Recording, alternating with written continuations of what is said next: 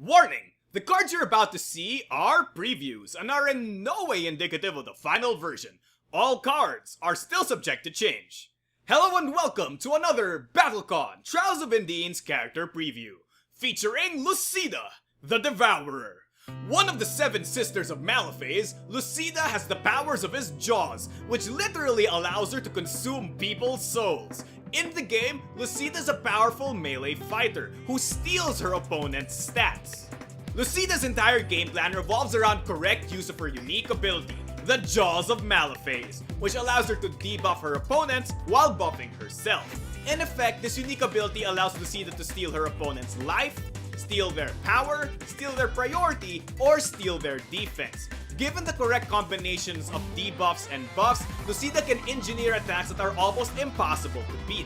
This means that correct juggling of those buffs is key to playing a good Lucida. This means that Lucida has to keep constant pressure on her opponent, repeatedly hitting them while giving them debuffs and gaining buffs in the process. However, maintaining that pressure at range is almost impossible for Lucida, seeing as most of her styles have no range at all. This is where styles like Corrosive as well as Insatiable come in, as both of these allow Lucida to close gaps and get into the melee range she so desperately desires. However, both of these styles are not virtually the same. Corrosive is more for trading and closing smaller gaps, while Insatiable is used for closing big gaps really fast, seeing as its movement is start to beat. Given the correct situation, use the appropriate gap closer to get into melee range. Now that you're in melee range, Lucida is at her strongest, as she now has access to all of her powerful melee options. Among those, the most powerful have to be Voracious and Sharpen. Both of these are very powerful in their own right. Voracious allows Lucida to cancel out her opponent's bursts and other retreat effects, keeping them in melee range so that she can keep the pressure on. On the other hand, Sharpen is a very powerful attack that just deals a lot of damage and has the added benefit of allowing her to correct her tokens and debuffs and buffs should she miss. At the end of the day, Lucida's at her strongest when she's engineered the debuffs and buffs in such a way that make her attack almost impossible to beat. And to double down on that, she has access to her Devourer style, which doubles up the debuffs she gives opponents. Given the correct setup, Devourer can end up ruining almost anyone's day. Given the right buffs and debuffs, Lucida is one of the most powerful characters you'll ever meet. However, it's not always gonna be a walk in the park. Opponents won't let you set up on them that easily. This is why Teeth is very important to her playstyle. Her unique base has very absurd stats and allows her to gain tokens, which solves 2 of her biggest problems: poor stats and setup. Given this, she can easily deal a lot of damage and set up for the next beat and engineer an almost impossible attack using 1 card alone. Near the end game, Lucida also gains access to 2 very powerful overdrive finishers, Wet the Jaws as well as Embalming Extraction, both of which have their own niche uses. Wet the Jaws is a very powerful hit confirm overdrive finisher, which makes up for Lucida's intense lack of range and movement effects. This also has the added benefit of allowing Lucida to set up for the next beat, as it allows her to literally dump all the debuffs onto her opponent.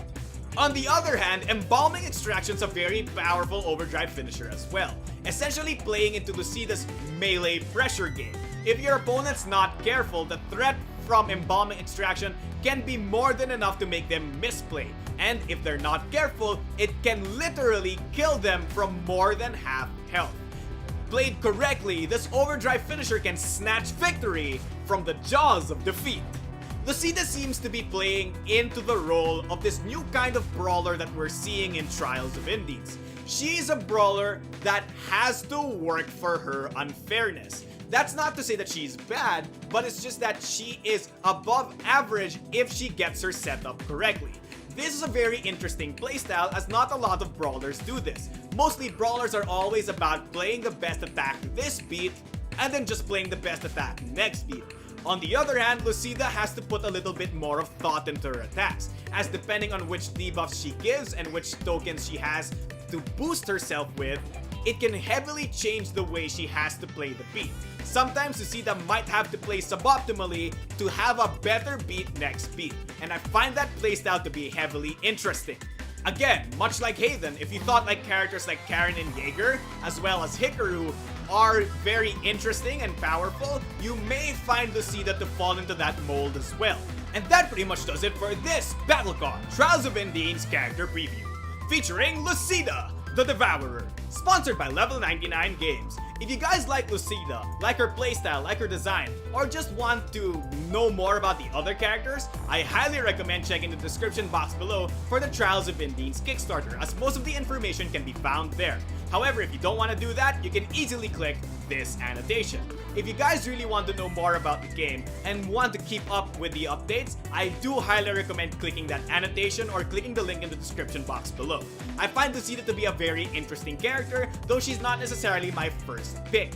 It's gonna be very interesting to play against her though, because seeing how opponents juggle that debuff and buff playstyle will be really fun to watch. Without much else to say, thanks for watching, and good night!